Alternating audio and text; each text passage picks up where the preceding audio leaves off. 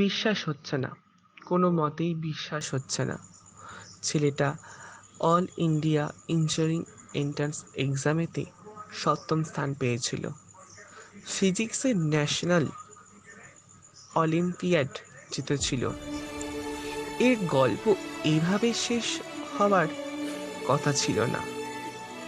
কখনো হাসি মুখ ছাড়া যে ছেলেটাকে দেখা যায়নি, বারবার যে ছেলেটা নিজের আসলে জীবন বাঁচার কথা বলে গেছে, মাটির লেভেল থেকে উঠে এসে আকাশ ছুঁয়েছিল, যে ছেলেটা সে কতটা কষ্ট পেলে তারা জগতে হারিয়ে গেল, আমি ভাবতেও পারছি না।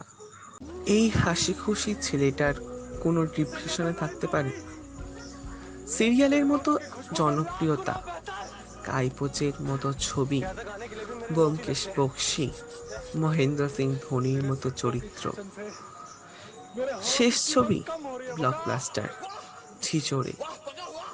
গোটা ছবিটা আত্মহত্যার বিরুদ্ধে, জীবনকে উদ্যাপন করা নিয়ে। এই ছেলে আত্মহত্যা করতে পারে?